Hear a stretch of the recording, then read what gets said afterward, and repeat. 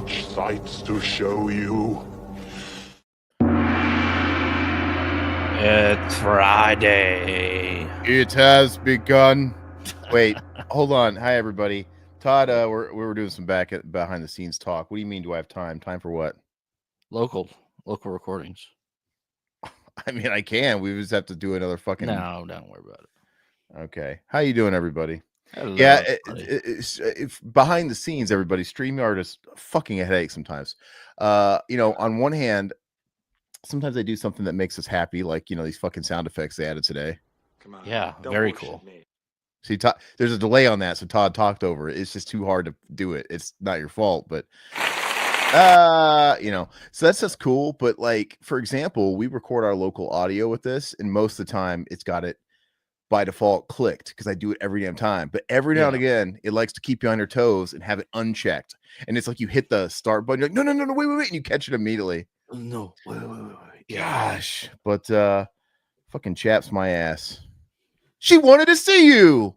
Hey, I was just looking up Dumb and Dumber clips, dude. That pisses me right off. How's everybody doing? We'll kind of give you guys a few moments to kind of pile in here, but is it Friday? I've lost track of all the days. It's Friday, man. God.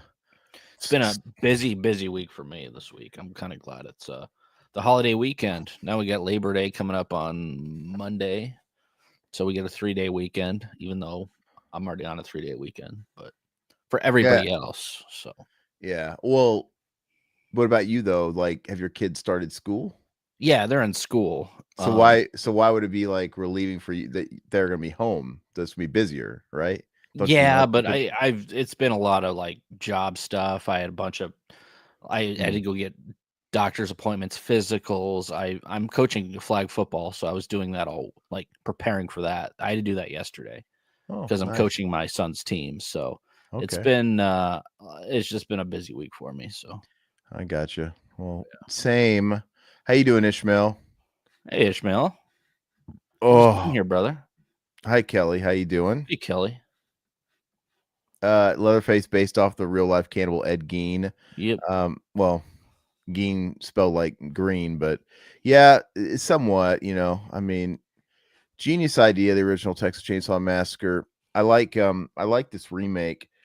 We'll get into it, obviously, but the remake works because they don't really remake the original. I mean, the original already did what it did first, where you got no context. It just kind of happens. Everything is so sporadic and random without any backstory. They can't really do that again. I mean, I prefer that, but I guess if you're going to remake it, and we'll get into it with the prequel, the beginning and things like that, where they actually, okay, well, what do we do now? We gotta tell the backstory. Mm-hmm. And but we'll get into that here in a minute. We're excited to talk about both the Texas Chainsaw Massacre remake and Texas Chainsaw Massacre the beginning, both from Platinum Dunes, both starring Arlie Ermey. And they just got new releases from Arrow that we're gonna chat about. Something I want to talk about though, actually, before we kind of get into the flicks. I've never really been into the sort of this like sect of YouTube. Mm-hmm. And if you guys looked at my algorithms and you guys came over to my house and popped on any of my TVs, my algorithm feeds me music, YouTube's gear, music gear. A little bit of stand-up comedy related stuff. That's kind of most of it. I don't really dive into movie related YouTube stuff. Oh, and still gaming. It's so funny because I don't have time to actually play video games anymore. My video game outlet is I will still watch YouTubers. Yeah, you're like my kids did. Yeah. No, I don't watch Let's Plays. They just watch random YouTube but video game shit. People probably playing games. Yeah. I don't watch that shit. Okay. That's fucking kid shit, Todd. Why would you accuse me? I don't know. I don't know what I mean. Explain it to me. Come on. You know what I'm talking about. The game sacks and all that shit. Oh yeah. Those are fun. No, I like those. I still watch people that talk about games. Yeah. And I still watch channels that maybe cover what's new, even though I don't have time to play them. I still listen to some podcasts that are gaming related, so I stay on the pulse of what's out there and what's coming out, knowing I'll never have fucking time to play it. It does some sort of an IV drip for me where it satisfies me enough. Mm-hmm. It's like I can't play them. I don't have a lot of time to play them. I kind of like hearing other people talk about what's new and what's out there. You know, maybe there's something that'll tickle my fancy that'll really pull me out to play something. It's kind of like the vetting process in movies. It's like I don't have time to waste on bullshit. I need some good rapport that it's maybe worth my time. And you know, I get that when I follow the news and stuff like that. And you know, it's like I was obsessed with Elden Ring when that came out a few years ago, and that was an exception to my rule where I just dumped fucking hundreds of hours into that over the course of a few years. It's still like lightweight by obsessed gamers, but you know, I knew about the Elden Ring hype well before it came out because I listened to podcasts and stuff like that. So anyway, I don't watch any of the Blu Tuber shit. Oh yeah, okay. None of it. And it's only been in the past few weeks that some of that stuff has kind of leaked into my algorithm, and that's Todd has put out a couple of Blu-ray review videos and stuff like that, you know, and I check them out, and so I click on them, and all of a sudden I'm getting Planet CCH or CCP or whatever his name is, or getting all these guys, and it's a whole little sub universe that I'm not akin to, but I've started watching a couple of them, and what I have learned is, God, what a bunch of babies. And I'm not calling out anybody because I don't know anybody in my world as far as these YouTubers. So maybe some are cool. I don't know, but I'm sure there's drama. Bunch of high school drama shit and all that. There's going to be politics and drama with every sort of like nook of YouTube, but like you don't really notice it in the music. Everybody seems pretty cool. Yeah, I know people are. I'm just trying to think of a good. Yeah, I mean, people try and sell you amps, and people try and sell you guitars and things like that, and people get gifted stuff to review. But a lot of times these people have to send that shit back since it's so high dollar. A lot of them will be open. It's like, yeah, I got to send this back. I got the new fucking prototype, $2,000 or $3,000. You know, they're not exactly giving all that stuff away. But it just seems, there's no toxicity. I don't hear about people talking shit about each other. And in the week of just seeing some of this Blu Tube stuff, I've seen so many drama videos. Like I thought this was a Blu Tube. I thought you were supposed to be reviewing Blu-rays, but they'll have occasional fucking call out videos where they're fucking trashing people, and like, I've got something on my mind, guys. You fucking thumbs. We have to talk about it. We have to talk about it. Yeah. And I'm like, what the fuck is this bullshit? Can you believe what such and such said about this? Like, they're just shills. And they are shills. All these fucking people are shills. Yes, Guess what? Full transparency. Where do you have your copy of hold up TCM? Yeah, right here. Look, spoiler free. We're not going to talk about what we feel about these yet. But if you don't have these, that's fucking okay. I don't give a shit. I bought these. Me too. And let me tell you, if you have the Blu-ray of these, that's fine. Yeah. Like, you're not gonna die. You don't have to. Actually, you know what? I have to be honest. In the past week of watching some of this shit, I've actually been more turned off of collecting than I ever have. Oh yeah, man. Because of these fuckers. Like, God, is this what this world is like? Yeah. I legit like buying movies, and I like collecting the movies I like, and I love physical media, but I feel so fucking gross after just watching some of this shit. I'm like, ugh, I don't want to be one of these fuckers. These fat ass motherfuckers that can't get off their fucking asses and go lift a fucking weight or eat a vegetable, for God's sake. They got to sit there behind their fucking fort, their fucking wall of mountain the movies. Like, that's going to protect them when the fucking end of times comes. I got my copy of fucking Dagon. Yeah. It's a little ridiculous. And that's I got the fucking vinegar syndrome Mac in me. You cannot, your evil has no power here. It's absolute ridiculous. Yeah. You know, and then Todd messaged me yesterday, and he was like, I mean, I'm not calling anybody out, but you were in the chat of one of them, and one of them blocked you in the chat, silenced all your chats because you said your opinion. You just said that, look, they were focusing on vinegar syndrome, and you just basically said, hey, 98% of what they put out is tripe, basically. And it's true. Like, I don't think you said anything that was offensive. You were just giving your opinion, which, you know, all these guys, I'm assuming, were just licking the fucking taints of VS. You know, maybe they were getting free shit. I don't know. But It's fucking weird, man. I don't know. I hop in live streams quite a bit just to talk with people and stuff like that. But it's It's fun. I mean, it's a time waster. So I yeah, mean, we ain't got time to waste. I don't take shit personally though. So I mean, you want to block me? I don't care. Whatever. Doesn't bother me. I just want to say, who cares what we say? Who cares what we Yeah. think? It doesn't fucking matter. And I'm not bought. Nobody wants to give me No. money. No. So it's like I would rather not. I would rather just give you guys my truth. Mhm. And if I like something, great. And you know what? I'm part. Look, sometimes I do like shit that doesn't matter. Look, it doesn't matter. 4K versus Blu-ray. It doesn't. If you like VHS, it doesn't matter. If No. you're consuming a film you like the way you like it, that's the right way to do it. Whatever is right for you is right. Just like these people in the gaming world. The gaming world's pretty toxic too. The gaming YouTuber and all that's pretty toxic. It's more about the fandoms where it's like guess what? There's no wrong way to play a game. Well, some people go after people that use walkthroughs and shit. Like, dude, look, a game is supposed to entertain you and you're supposed to have fun playing it. If the way you like to play a game is to do a walkthrough through the whole fucking thing and collect everything along the way, that doesn't make you not a true the V gamer. It's fine. That's the right way to play. If you want to fucking not do that, that's the right way to play. And if you want to watch Texas Chainsaw Massacre on fucking Laserdisc, that is the right way to watch it. Well, there's gatekeeping in every community, and yeah, for sure. So, I mean, you're finally getting a taste of the Blu Tube community, which that's why the majority of our stuff isn't focused on physical media. We pretty much just talk about physical media shit that we like. So we're not doing like all this other shit like people are doing. So we mix it up quite a bit.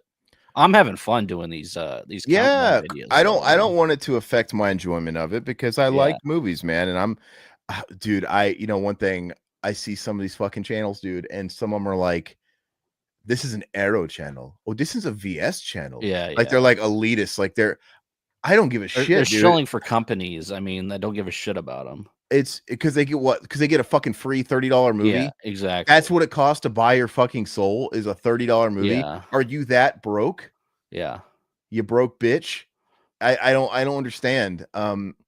So like I said, there's probably real ones out there. I don't know, but I'll keep it straight, as you kids would say. We'll keep it 100. Is that what the kids say? Skibbity toilet. Skibbity toilet. That's right.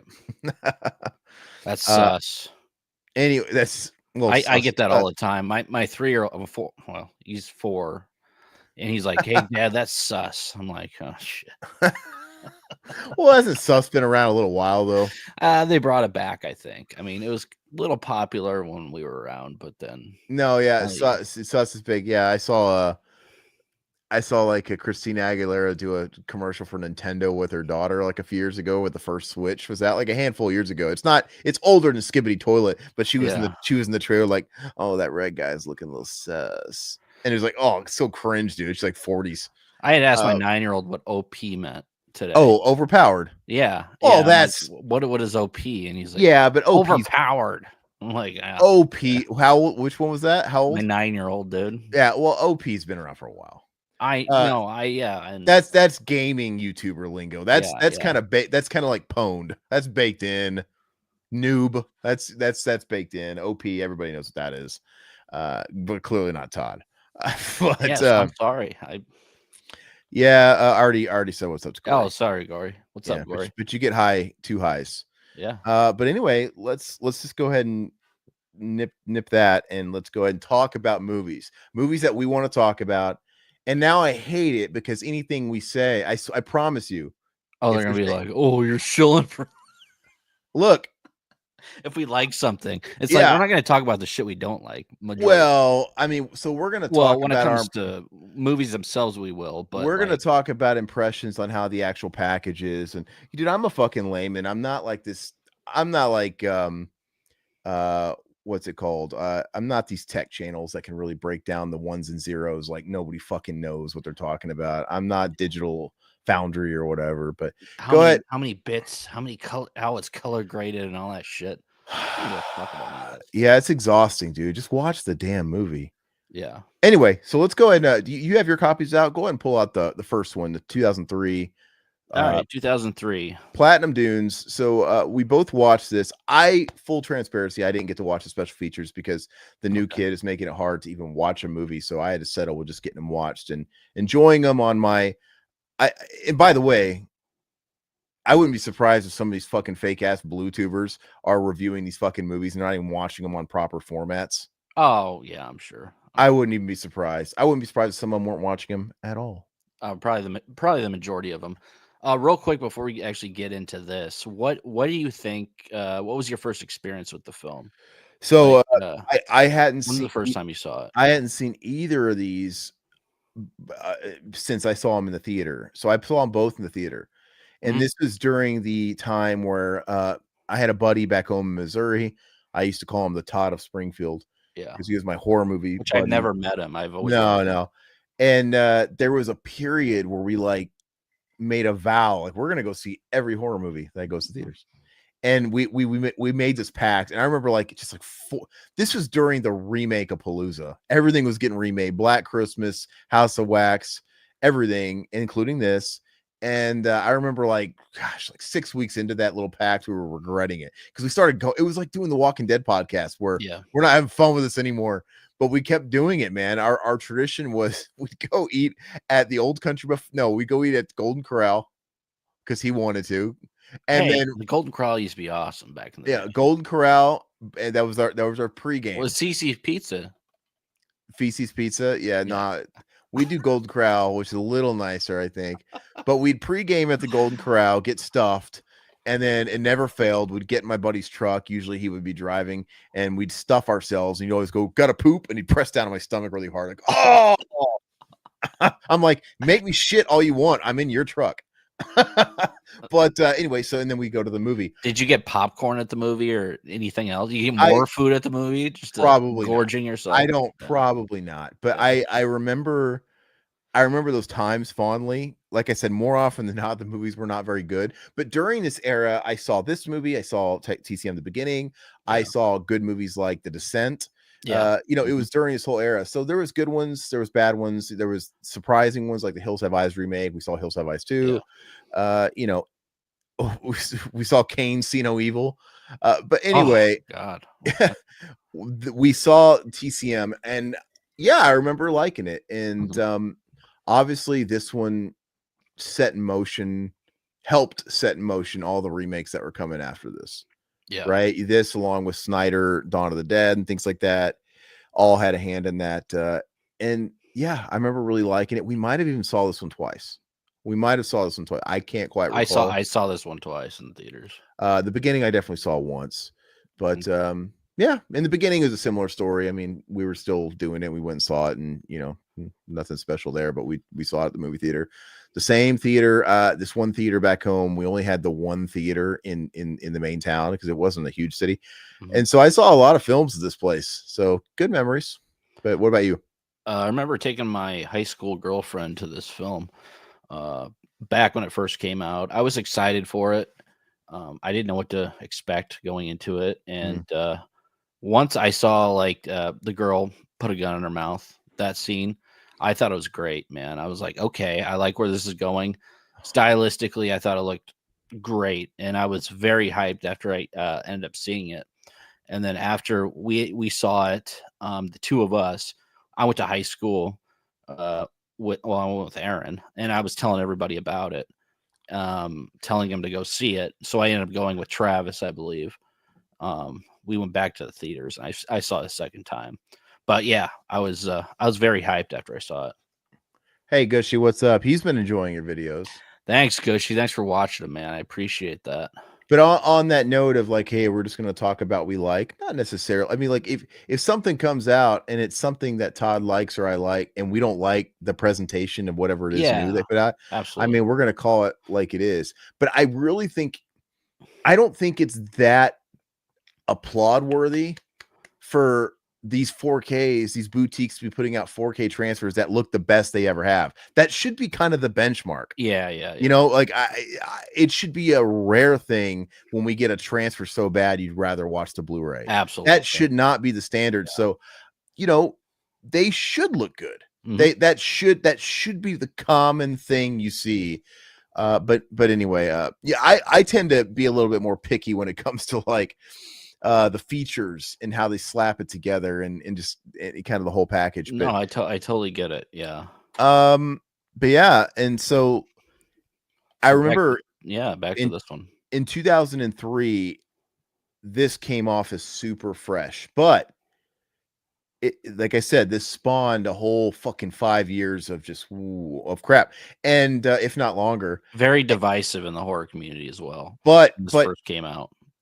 when this came out, and it was kind of the opposite, the antithesis to the way the original movie was and other movies were in the 70s, where less is more. They didn't show you as much. We're now in the hostile territory. We're now in, my Platinum Dunes. Where they're showing you everything. We want gore porn, Saw, and stuff like that. This is kind of that era, and it just changed. What became scary to an audience changed, and now everybody wanted jump scares. Now everybody wanted jump scares. Now everybody wanted lots of gore. They want to see the hook go through the guy, which you see the hook actually penetrate in these movies because people were about the torture porn. It's kind of weird, actually. It's kind of weird that I don't know that we got that desensitized, because I've never been the biggest fan of showing that much. I don't think you have to. No, you don't have to, but I mean, looking back on some of these films, you get to appreciate it a lot more, especially nowadays with the shit that's coming out. It's kind of a breath of fresh air going back to some of these early 2000s. This movie gets a pass because, like I said, this was kind of one of the starts. This was the first, yeah, where it's like the whole gore and showing a lot of shit. It got a little old hat and played out after a while, but I'm giving this one a pass. As far as I want to talk about the movies, we can talk about the 4Ks and stuff like that. I want to talk about it. Look, no shock, the transfer is beautiful.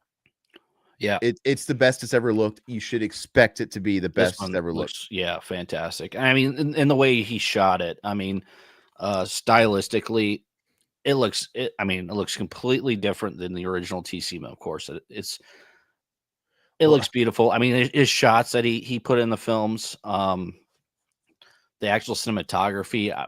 Looking back at it, because this is like the first time I've seen it in fucking over 10 years. Well, more. The movie came out in what, 2003? I mean, it was probably the theaters the last time I saw it, because I never had this on. So 22 Blu-ray. years. I never had this on Blu-ray. I long. had it on DVD, so I definitely watched it after the theater. I just don't remember. It was probably almost as long as it was, though. I probably bought it on DVD and then bought it and watched it then, and probably shelved it for a while. But yeah, if you haven't watched it since then, it's been 22 years, believe it or not. That's nuts. That's crazy, man. It feels like just yesterday. Look, Gushy, Jessica Biel's ass is better than the original TCM. Look, it's this whole cast is more attractive than the original Texas Chainsaw Massacre. The original TCM is very grassroots of America, very salt of the earth, very which I like how the cast is like completely different in these two films, and we'll get into the cast of them. But I mean, they both of the casts I think are really good. Hey, what's up, films? Wild Wrangler? How you doing, bro? And then here we go. We got Scott Goldberg. Been a while. Hope all is well. How you doing, man? Today we're talking about those releases of TCM and TCM the beginning. You're our age, man. So I'd be interested to know what you thought about these when they came out.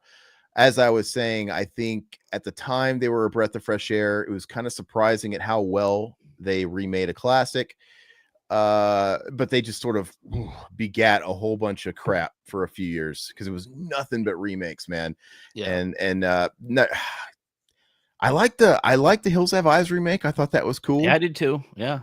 But there's more misses than hits during that decade for sure. Absolutely. Majority of them were bad, but now if we could talk about the film, Todd was kind of alluding to it a little bit, right? I think it's awesome how in the TCM universe, with the exception of that weird prequel they did with Steven Dorff a few years ago, and with the exception of The Beginning, which is a prequel to the remake, they're all like their own canon. They all got their own families. Obviously the Sawyers are the classic family of the original. 2 is like a satire of the first one. It's not really connected. And then this one, it's not the Sawyers anymore. What's their name again? the Hewitts. The Hewitts, The yeah. Hewitts. And they have different family members. There's no grandpa. There's just, Arlie Ermey's just kind of the dad. It's not the grandpa. You have an uncle, and the kids going to a concert. They're all different too. There's no Franklin, thank God. No Franklin. Sheriff Hoyt. I mean, of course, Arlie Ermey is. He's probably the high. I mean, he's fantastic in it. Jessica Biel. Some people are shitting on her when she was cast in this originally back in the day. I always had a thing for her, so I thought she was solid. And spoiler alert, I don't know if she's as good as the next girl in the beginning, but Jessica Biel, I mean, she's just nice to look at. And Jordana Brewster, you like Jordana Brewster better? I think she was cast a lot better. Yes, I understand what you mean, why people are put off by some of that casting in the early 2000s. But the way I always like to look at it is, look, Scream started casting WB people. Nev Campbell came from Party of Five, which is Fox, and then Jennifer Love Hewitt. I know what she did last summer, and then all those movies, whether it was Valentine or Urban Legend, they were just picking all these WB and these like primetime soap opera people. And the Jessica Biel was just another one of those because she came from Seventh Heaven. But the thing is they were always picking really pretty people to be in these horror movies, even in the 70s. Well, I just think she's not a terrible actress. She's just not a horror actress. I mean, she's Seventh Heaven actress. I mean, but that's why I didn't appreciate her as much. But I mean, she was nice to look at. So Scott, he says, never watched the remakes. I wasn't a fan. More open to it now. TCM, the original is great. Yeah. So raw and great. Maybe we'll watch remakes at some point. Yeah, I think to Todd, it's probably like what, top 3, the original? Oh, top 5. Yeah. Top 5. Yeah. Yeah. I mean, it's a little off-putting just because it, like I said, it's the antithesis to what they were doing in the 70s. In Tobe Hooper's Texas Chainsaw, you remember it differently. If you hadn't seen it in a while, you're convinced that, oh man, Leatherface comes out, hits with a mallet, he shoves her on that hook, and you see it, and it's so gross. They were so good at sleight of hand with that original one, because wasn't the story go that he was going for a PG rating? Like, are you fucking kidding me? Yeah, ridiculous. He actually thought he could go for and he was not. He was cutting away, so you never actually see anything, and it's all sleight of hand, right? And there's that scene where he does the first meat hook. And they establish that there's a bloody hook next to the hook that he's going to put his victim on. And that's already fooling your mind, because your mind is looking at that hook. And then, it's obviously a cutaway and you don't see anything, you hear the scream, but you've already visualized what's happening. So your brain is just tricked into thinking you saw something you didn't.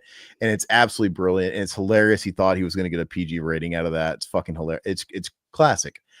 This one shows you everything. What did you think of Andrew Bernarski as Leatherface? Do you like him as Leatherface? I think he's good, man. I don't care. I these people that get all bent out of shape about what actor plays the fucker in a mask.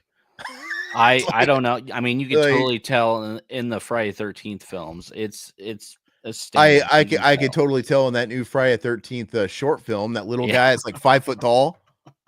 Yeah. It's like they got Danny DeVito to play him. That's pretty bad. That's kind of weird. Yeah. But Andrew Bernarski, I think he's solid, man. I think he's a good Leatherface. This also technically predated Freddy vs. Jason. 2003. No, Freddy vs. Jason was what? 04 or 03? No, it was 03, 04. Which one came out first? I think Freddy vs. The 03. So that was the same year. God, I don't know. Which one came out first? So Freddy vs. Jason was August 13th. Okay. Let me see when. Well, they would have been in production at the same time regardless, but still, which one came out first? So August 13th for F versus J. Let's see. And then October, okay, for TCM. Yeah, so there was this whole thing going on. Okay, so when they're remaking all these movies or reviving all these movies like Freddy versus Jason, the new generation, they felt like they had to like change the formula somehow. So for one, the obvious is we got to show you the gore now. We got to up it, and people want to see this shit. Yeah. And two is we got to bulk up all these villains. Mm-hmm. They cast out Kane Hodder for Freddy vs. Jason, and they cast what's his name? Kane Hesinger. I don't know his name.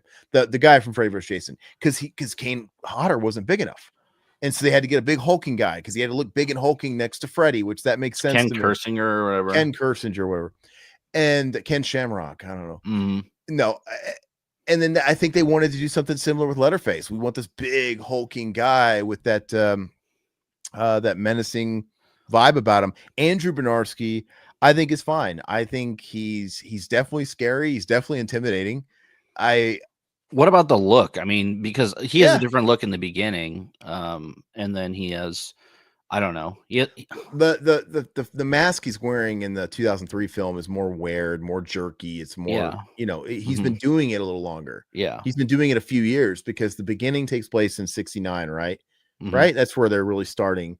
Yeah. Is it supposed to be 74? Yeah. 73, 74? Yeah. Okay, so yeah, it's just a few years of wear and tear, and actually, so I think he looks good. In the second movie, you actually get to see Andrew Bernarski more because before he actually gets his first dead skin mask, he's just got like a little like ninja mask covering him up, and you see his eyes. Like I know Bernarski's fucking eyes a million miles away. Dad, Mr. Mayor, fucking from which Batman Returns. that's one part I don't like in this 2003 remake is the fact that you actually see Leatherface's face. I think it was with the CGI. Yeah, I think it was fine in the beginning, but in this, it was unnecessary in my opinion. And he just it doesn't look looks great. terrible. It's Yeah, the CGI. It's like we don't need. They could have just done some makeup and some shadows. Oh my god, my nose! I look like Michael Jackson. That is, I noticed that it was a little bit of a when I was watching it on 4K, but yeah. Overall, the film though, I love that they did something different. I think Arlie Ermy is fantastic. He's always fantastic. That guy chews up all the scenery. He really relishes in that part of Sheriff Hoyt as his alias or whatever. And I think for the most part in all these movies, the kids to be slaughtered are all fairly just their job is to be slaughtered. You know what I mean? Like their job is to just be lambs for the slaughter and to fuel Leatherface scenes. They're never like amazing or anything. The boyfriend's the boyfriend. Great. And you have the one guy that's the spaz guy, the pot guy. There's this whole subplot of them like going to Mexico and getting a bunch of drugs and whatever, and they're going to sell pot. It's whatever. It's just another means to an end to get them to, the Hewitt family this time, but they're fine. The big selling point in this film for OG horror fans was that the original cinematographer, what's his name? Daniel Pearl was doing this film, which I thought he did an awesome job. Cinematography looked great. The sets look great. Just the feel, the look of the movie, it's creepy. It's very polished, which is good because it's different from the original 74 film, which I enjoy. I think it's good. And then the beginning, which we'll get into, is completely different, which I don't think Daniel Pearl is a cinematographer. It doesn't look as good. It doesn't look as good. But it's not supposed to look that good. It's not supposed to be polished like this. So I think he did a bang up job. A director, God, what's the director's name of this film? It's Marcus Nisbel. I think he's the German guy. Yeah, I thought he's a big fan of the original. I thought he did a good job too, man. He wanted to work with the original cinematographer, and I thought it worked out great. So that was a highlight of it. Speaking of the cinematography, and it looks a certain way. This film also, again, it provided the template of how these films were going to look for the next 10 years, even down to the color grading. Like this is how movies looked, and they started utilizing some of the shaky cam, unstabilized, camera on some of them to add that voyeuristic intensity or whatever. And this movie came out, it was one of the first, and so you give it a pass, and I think it looks great. But if you and I had to, okay, now let's watch every remake that came out from this point on in the next 10 years, it'd get a little tiring. Absolutely. No, I just get like it. just like I'm sick of the way the A24 films look now. Yep, they all look the same. They all look the same, Mm-hmm. super dry, super bland. They don't like to light any of their scenes. You have trouble seeing stuff. I don't know. I get a little sick of it. And I'm sure that's just, how Which to this one's a little precursor, but the beginning is definitely full-fledged Platinum Dunes. Like, I mean, you can tell that's the style that everybody used after that. This one's a little more polished, in my opinion. That's why it looks so good on this 4K. It looks really, really good. I was blown away how good it looks fantastic. I think it sounds fantastic too. Oh yeah, because you're watching it. If you got a decent enough system going, you'll literally get startled when he rips his fucking chainsaw, because if you're utilizing the Dolby, dude, it fucking just it's tears through you like a chainsaw, pun intended. It sounds fantastic. It's a fun movie. I really liked it. I guess it's not really a nitpick. Like I said, it's a product of its time. But like I said, how the times change and they were doing things differently in the 21st century. They do some of the stupid jump scares. They do that. Like, okay, it doesn't make sense. The one that's kind of the playful guy when he's reaching in. Yeah, stupid. Why is dumb. He wouldn't? That might make sense at the beginning of the movie, but at this point of the movie, when he found Ermy's teeth, I mean, yeah, it's like they've watched somebody blow their brains out. Yeah. I think at this point the boyfriend's missing, but maybe they don't all. It's like he would not. That kind of levity wouldn't be right now. Yeah. So I felt like that stuff was kind of cheap. Yeah. And they didn't need to do that at all. But anyway, nitpick of this release. The cover looks like shit. I mean, come on, you couldn't come up with something better than that. I don't fucking care. I mean, I think it looks like shit. Well, the original cover art from the mask is in there. Yeah, for the poster art from 2003 looked like shit. So it's, I don't know. I mean, I don't see why not clean up, make something cool on here? But who knows? What's wrong with it? I don't see what's wrong. It just looks so boring, dude. What would you do? I don't know. Just make something pop, dude. I mean, it's bland to me. The cover art with that. That's another thing I got to harp on. People make too big of a fucking deal over covers.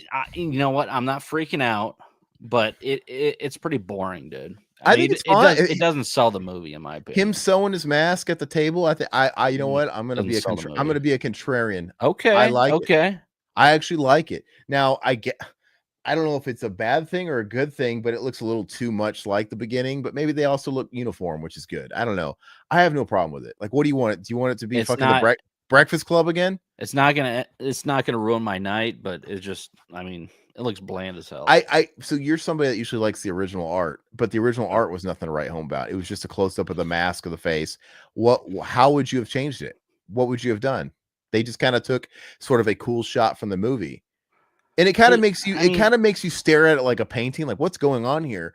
Because on the onset, it doesn't look like anything. But you have to really focus in. They could have put the family on there, because it's not just about Leatherface. It's a lot about the family. Arlie Ermy. It's about, the mom or his mom and the uncle as well. So I think that would have been a terrible idea. Okay, whatever. I think that would have made it look like a Rob Zombie movie to put all the fucking rednecks in the front.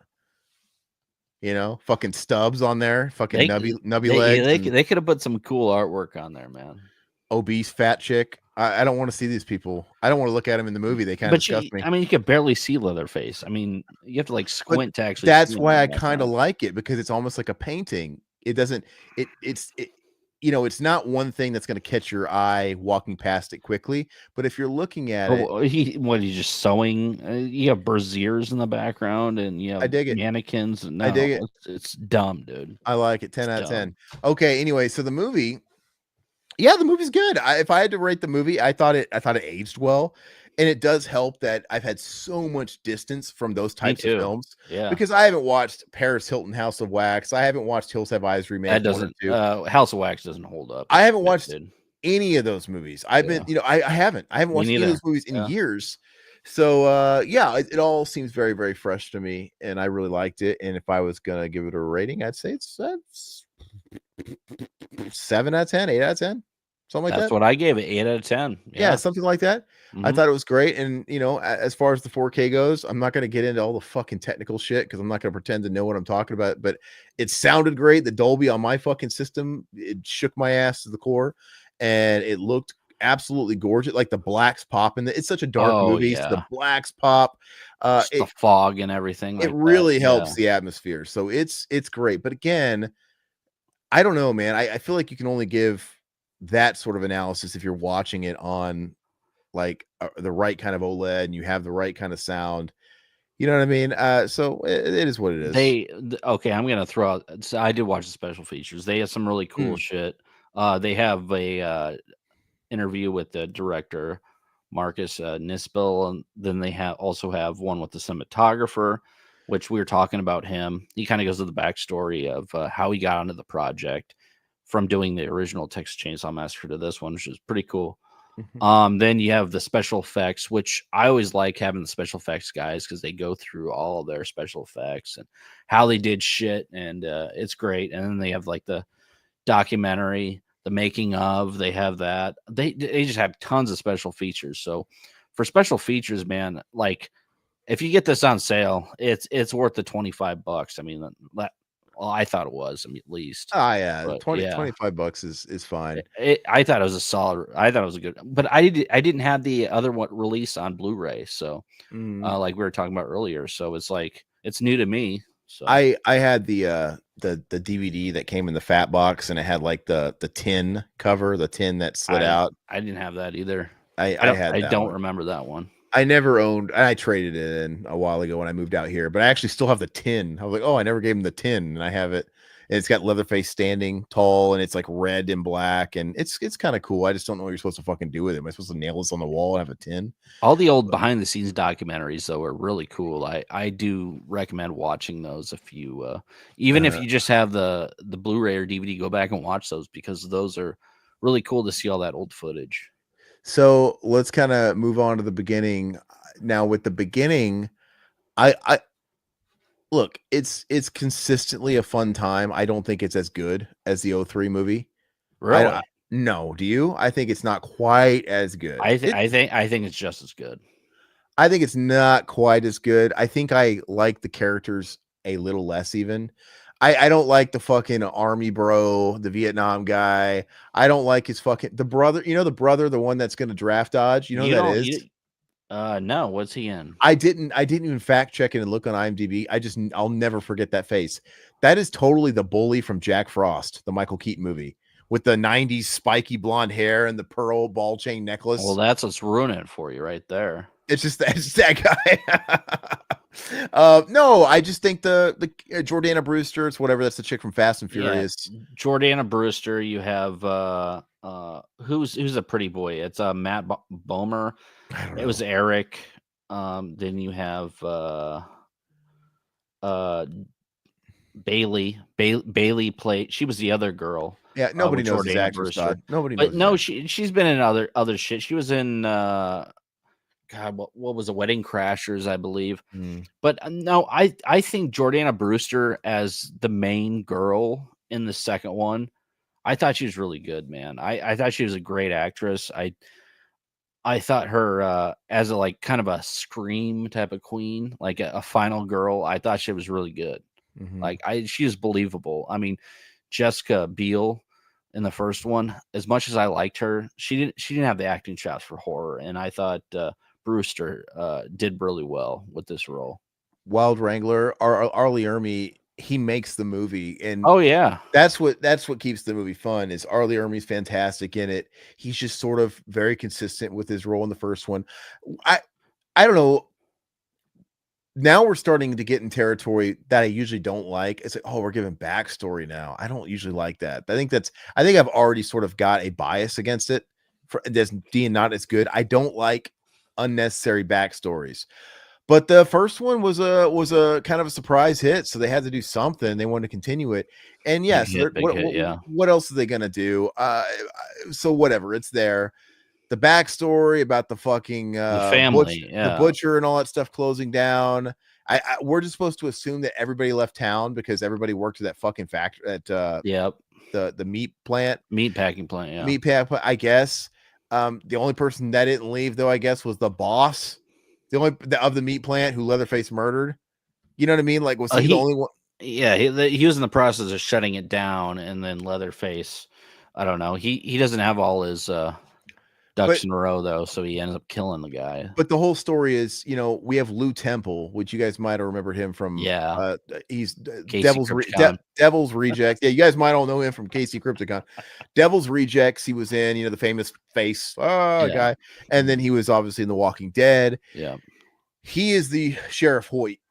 And they kind of fill this in with the beginning, and the Hewitt guy, I don't even remember what is his first name. I know Thomas is Leatherface, but I don't know I just know him as Sheriff Hoyt, but he's not really Sheriff Hoyt. But anyway, Arlie Ermy kills him, and he just takes over the sheriff gig. And the only way that we're supposed to believe that he got away with this for like 4 or 5 years, because it's 4 or 5 years before the first is that nobody else was really in this fucking town. So we have to buy into that really everybody left, because it's just ridiculous. It's a ridiculous concept. But the boss at the meatpacking plant who Leatherface murdered in this, okay, they killed him, and even Jordana Brewster came across his corpse like later. Does he not have any family? We also have to believe that he was totally a single guy with no family that came looking for him. It's a little weird, but I don't care about that stuff. That's fine. I'm just, it was a little, it's like, all right, whatever. This guy decided to be sheriff, and he's the sheriff. There's no one else around. And is this something that at the beginning, when they're telling the story of Leatherface, how somebody working at the meat packing plant gives birth, and he's all like fucking fucked up, and she turns him into a trash can baby, and then the grandma picks him up out of the can and raises him as her own. Is that fat chick? Is that the chick? The tea lady? Yeah. It almost looks like it's not the tea lady. But how do we know? I don't know for sure. Maybe it is. That's a good question. Because you don't see anybody in these damn movies. Oh, my. Yeah, she's a good actress. I like her. But is the tea lady, is she just like one of their fucked up backwoods cousins too? Yeah, she might be the mom. I don't know for sure. If anybody in the chat knows, throw it out there. I think they intentionally made that young. Look, that wasn't an accident. Maybe it was just to get people talking, but she literally looks like a young version of the tea lady. Oh yeah, absolutely. You know what I mean? It's like, and so is she and they make it seem like the whole family went through that meatpacking plant. Why would it just be some random girl? I don't know. It just, I just kind of felt like it was her, and she dumped Leatherface, and then like her cousin, her sister, whoever the mom's supposed to be, takes the baby. I don't know. But is the tea lady, do you ever see the tea lady interact much with the family as a whole? No, not really. She not as a whole. No. There's the Anne Heche lookalike. Yeah. The Anne Heche lookalike in the first movie. We don't see her in the beginning, do we? Do we? No, no, we don't see her. We don't see her to the trailer part, or the trailer home. And she's with the tea lady, yeah. But that's 03. Yeah, that's so 03. Why would she not be in the beginning, which is 3 or 4 or 5 years later? I don't know. She didn't die in that one, 03 either. So she's not in it. It doesn't matter. 03 takes place after. Yeah. So like they just couldn't cast her, and they said, "I'll just forget about her." Well, I don't know. The one that stole the baby. Yeah. Which I like the whole scene with the trailer in 03. That's pretty creepy, and putting the pictures together and seeing the family. That's all pretty creepy. Oh, you shouldn't have done that. Yeah, I think their dynamic's cool. Yeah. But you see the tea lady in this one. And I think she interacts. Who is she talking to at the table when the other girl's like trapped to the table, like she's handcuffed? Who is she talking to? She was talking to the mama. Okay, so that's the only time I think they really had much interaction. So she's not at the dinner table. Luda Mae Hewitt. Yeah, the mama Hewitt. I don't know who she is. They all have to be backwoods and related in some way, but yeah, she's a little bit of and she's not really a threat. You know what I mean? Like even she's just crazy. I mean, what is she gonna do? I mean, is she just gonna like lay on top of somebody? I don't know. Anyway, so yeah. So with the second one, the beginning, it's fine. It's just more of the same. I think it's consistent. I don't think it's quite as good. I think the characters are a little more a little annoying.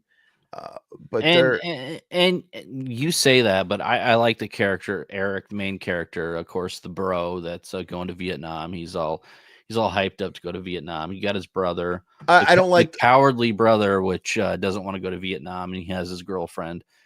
I like the dynamic of that, and the fact that Sheriff Hoyt, Early Army, humiliates them both. yeah, And using the army stuff is pretty fun. Like, oh, the draft dodging thing is yeah, yeah, all that stuff is very anything with Arlie Ermy is fantastic. yeah.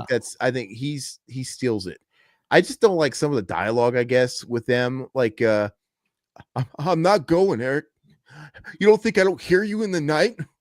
The stuff you talk about in your dreams, like the PTSD. I'm like, get the fuck out of here. So fucking on the nose, dude. Well, I mean, It's some of dumb. these movies you kind of got to be on the nose, especially if people from I mean, the people that are watching this didn't know a whole lot about Vietnam, I'm sure. So, Look, I just much prefer the random kids that were going to a Skinner concert and get caught yeah, up. yeah. I just do.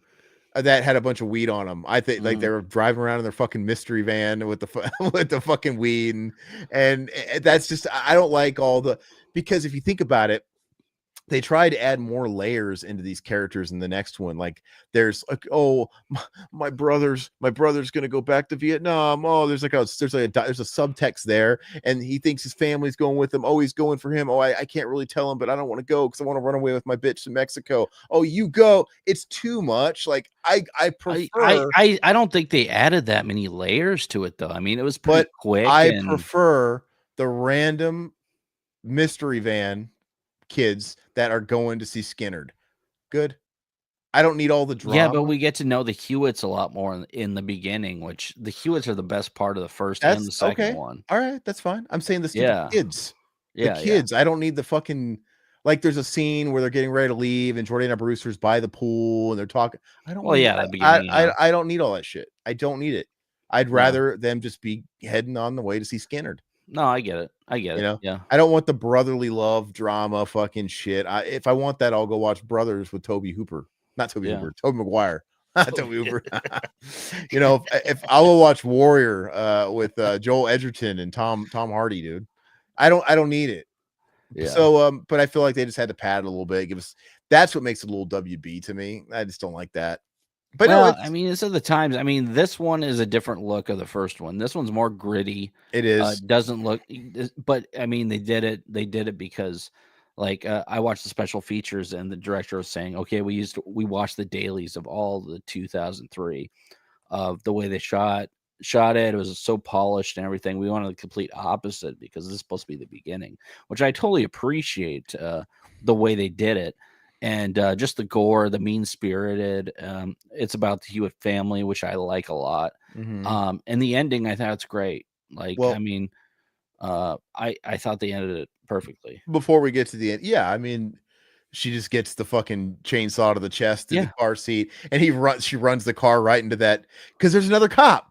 Yep. They established there's another cop giving someone a citation, Yep. and he just smashes into him. So at that point, did they kill the last known fucking residents? Because how does Sheriff Hoyt get away with Well, not being Sheriff Hoyt for 5 years? he kills she kills the real sheriff. So yeah, and Sheriff Hoyt was, I mean, No, he Lou Temple. Lou Temple's dead. Yeah. That's who we got the fucking Well, identity there's from. got to be a new sheriff, so it's probably the deputy, yeah, deputy or something like that. I'm Or, just I don't saying, know. like he took over Lou Temple's persona, took his out, and that was it. Yeah, Sheriff And then Winston. and Yeah, yeah, there's like no one around, but at the end, there's clearly another cop, and he's giving somebody a citation that's passing through. And did she kill the last two people in this town? There's a little bit of loose ends there, and also I both like it and don't like it because I think it's a little bit of a missed opportunity. I like the idea of the bikers. I was just gonna say that I wish they did they did more with the well. bikers. Well, I don't even think they're necessary. I mean, They're Holden. not no, look, they're not necessary, but Yeah, I think if they were going to utilize them. That would have been I think Lee Turgeson, he's great. He's a great biker. Lee Turgeson, I think is one of the most underrated actors Yeah. in the world because he's this guy where I wonder like why didn't he make it even bigger? I mean, I think this guy was an Emmy winner for Oz. This guy, you could argue that he was the lead guy on Oz. If you did you watch Oz, Todd? I've seen a couple episodes. Okay, so there's a lot of different main characters on Oz. It's kind of a day in the life of all these prisoners. They all got their own thing going on. But if you had to argue one of them sort of was the lead of all the leads, it really is he plays a guy named, I think his name's Tobias, I think.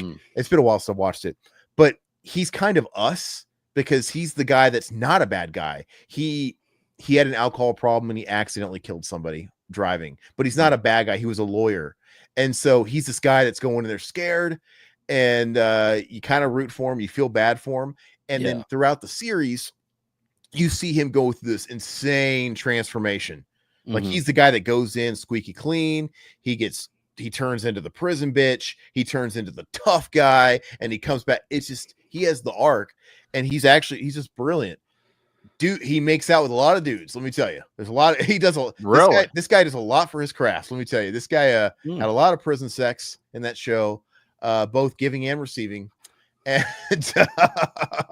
I mean, this guy deserved every award that maybe he had coming to him for doing what he fucking did. I tell you what, if I did that shit and I went unrewarded, I'd be like, fuck, I'm adios. And he should have did some of that stuff in Wayne's World. Yeah, and he just didn't. Yeah, he's in Wayne's World too. I love you, man. I love you. Love you. And he played Chet in the TV version of Weird Science, which I liked that TV version, even though it's kind of shitty. I liked it. And he's like I said, after he did Oz, this brilliant show on HBO that went on for years. What was he doing? He did Desert Heat. Hey, Dottie, why don't you sit on my lap? We'll talk. But the first thing pops up. Yeah, and you never see him. Like, oh, he's biker number fucking 3 in Desert Heat, the straight to video Jean-Claude Van Damme movie. Oh my god, have you seen the size of his tongue, dude? There's a picture of him on Wikipedia. Yeah, it's him sticking his tongue out, dude. I've seen it. Is like, oh Jesus. I've seen it. Like Gene Simmons, dude. Anyway, I totally forgot he was in this movie. So I was like, oh yeah, wow. Because I really didn't remember a whole lot about this movie, to be honest with you. And I like Lee Tergesen, and because I like him as an actor, I was like, man, I really wish they would have. I hate it because when he gets to the house, he has such an opportunity to fucking take care of these bitches, and he just squanders it. Like he should have blown away the sheriff on a few times, and it sucks that he doesn't. But his death is cool, where he's laying on the chainsaw and they just have to rip it. Every death in these movies is like a Mortal Kombat fatality, which is great. Yeah. Tons of practical effects, blood, guts. It's great, man. So anyway, I feel like you either do without the biker altogether, or you really make it stand, because if you don't have the bikers at all, you know, it's becoming even more same as the 2003 one. Yeah. But yeah, you're right. It's like, I feel like if they're going to do the biker thing, they should have had a biker gang.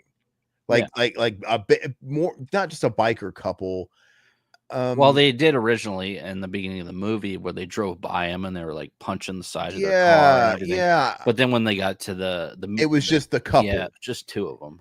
And so yeah, they could have really done something neat with the biker gang, because that could have been cool, dude. I want to see like an actual like small unit of biker gangs go into the house, and maybe they would have awesome. And dude, to show a little bit of a formidability, like maybe actually start to get the upper hand and actually be a rumble.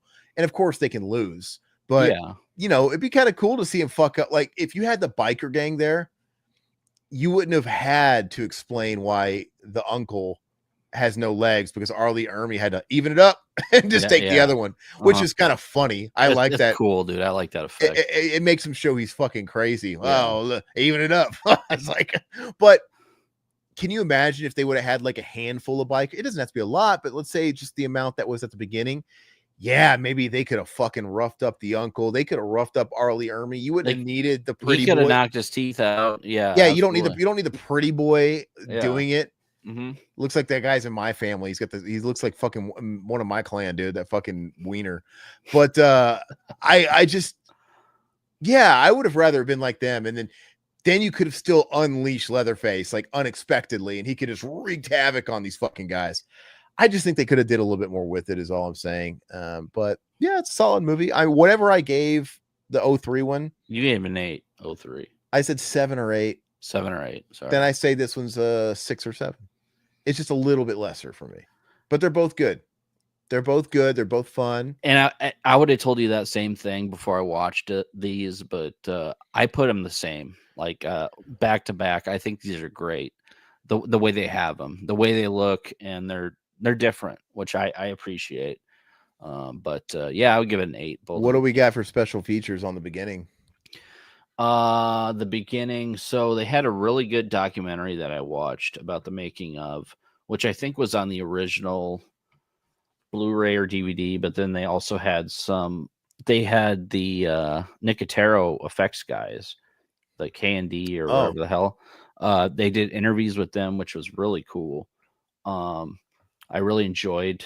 They had a few. Then they had the director of the film as well, which is solid. The new stuff that they had, I thought was really good. Mm-hmm. And like I said, I didn't have any of the old stuff, so I mean, it's packed with special features when it comes to this. The commentaries, I don't usually listen to commentaries. We do fucking commentaries, so it's like, yeah, do I really need to listen to these? I used to listen to them a lot more. I did too. In the golden era of DVDs, when they had DVDs, them all over the place. They were cool. But this thing is like packed to the gills with special features, which is nice. And yeah, it's a good release. It doesn't look as great. I mean, it's like what I consider this probably looks like a Blu-ray in my opinion. Like I never owned the Blu-ray, so I don't know. But do we know that? What are the specs? Did one of them come from the negative and the other one not, or like? No, it's just the way that it was filmed. They didn't want it to look as polished, and the cinematography they didn't want to look as polished as the 03. Yeah. So I mean, the summary. So they're both Dolby Vision HDR10.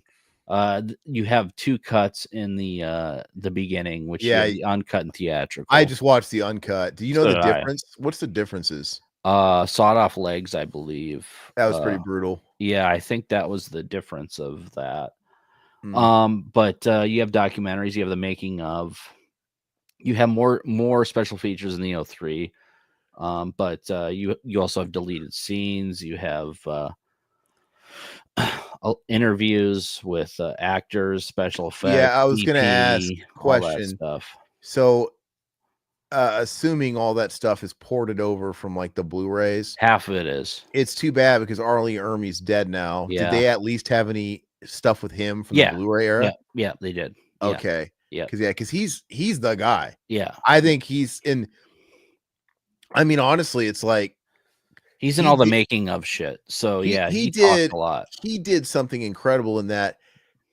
Look, when you're remaking a quote unquote classic, he's just as good as anything. Like you could imagine Arlie Ermey being in the old one. Yeah, you know what I mean? Because he's been around for a while and stuff like. I mean, I think Full Metal Jacket was his first movie, but he's an older guy. Yeah, and he said he kept saying he was so hesitant to do this film because why? Because he loves you. Yeah, the original. He's like, I don't know about this, and then he saw it. And he's like, I really liked it. I thought it was great, and then that's what got him back to doing the beginning as well. He's like, that turned out so well. I mean, that was such a hit. Might as well do the beginning. So yeah, but and it kind of got into a little bit more of his character, got a little bit more into the family, and he was like, okay, so I'm gonna be like, pretty much one of the main stars of the film. So to end it, I want to say after watching this and me being pleasantly surprised that it was very refreshing after having not seen it after so many years. Yeah, it makes me finally want to I still haven't even opened it yet. Watch the Evil Dead remake, the original one. Why can't I spit it out? Fede Alvarez. Yeah. Because I mean, obviously that came out quite a bit later than this, but it still kind of reminds me. I think it was maybe like the last of this era because it's, it looks similar. It's shot similar. It's got a lot of the same over the top fucking gore in it. And I remember that being total sacrilege when it came out. I watched it a couple of times in theaters. I had certain feelings towards it. I've watched it since it came out, and then we watched a commentary for it. I've seen it a handful of times, but I think the last time I watched it was when we did a commentary probably like 6 or 7 years ago. I think I'm due, and maybe I'll appreciate it a little more. With time, it's funny because during this stuff, when you're living in the era that you're living in never seems as attractive as No. like the eras of yesteryear. But now these movies are like fucking 15, 20 years ago. Yeah. So I think there's like something about that. Now it's kind of Evil retro. Dead's like what, 50 years old. I mean, yeah. I'd say, but now these remakes are Yeah. so old. Yeah. Yeah. And when we were watching Evil Dead in high school, Mhm. it was 20 years old. Yeah. And this movie we're watching today is 20 years old. Yeah. So there's just something about like something that's old is new and attractive. I don't know what it is, and I'm sure in 20 years, you know, people are going to fall in love with Hereditary again and, you know, things like that. But yeah, anyway, is there anything else that we missed that we need to talk about? No, man, I enjoyed it. I'm glad you got them watched. I got them watched, and yeah, I was very surprised on how much I actually still like these films. Yeah. All right, guys. Well, thank you guys so much for joining us. Again, if you guys are new to the channel, please drop us a sub, like the video, like the stream, and if you're new, check out all the content that we've done. We've been around for 14 years. We've got tons of film commentaries if that's your jam. We got stuff like this. We got lots of streams. We got lots and lots and lots of podcasts. We've got interviews with people of film and music, and yeah, lot for you to dig into. If you guys want to support us any additional, it's not expected, but always appreciated. Just a couple dollars a month will gain you access to our YouTube membership, and you guys can get access to our member exclusive commentaries and videos. We just put out gosh, what is the member commentary we just did?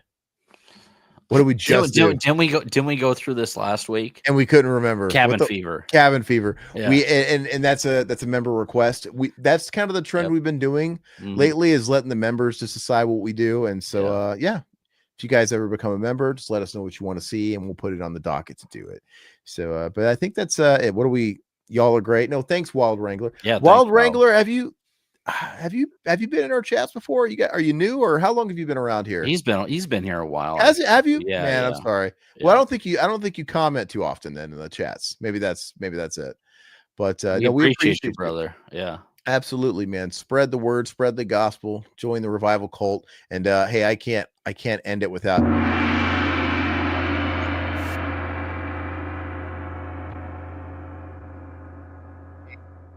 fun fact. You were talking. The sound effect completely muted you. Oh, okay, cool. To say something. At least we know. Oh no, it doesn't. No, it doesn't. Oh. Weird. Whatever. I'm gonna shoot Todd. Shoot him dead. Shoot him. One more for the fire. I like this new soundboard. Yeah, we're gonna get annoying with it. Yeah. All right, guys. Later. We'll catch you. Tuesday. Catch us. We're doing Alien Earth. We're doing recap shows of that every single week. Yeah. And we've got the first 4 episodes out. So check those out if you're watching the show. And Tuesday, we're going to be doing episode 5. And we're doing those Tuesday nights right after the air, around 8:30 p.m., whatever. Yeah. So, tune into those. All right, guys. Later. Bye. See you. Big thanks to the Revival House family. Your loyalty fuels our obsession with horror and lets us uncover the darkest, most twisted gems just for you. If you're not a member yet, consider joining the cult today. You'll get early access to videos, exclusive content, and behind-the-scenes scares you won't find anywhere else. Until next time, this is Revival House, your home for horror. And remember, we'll leave the house lights off for you.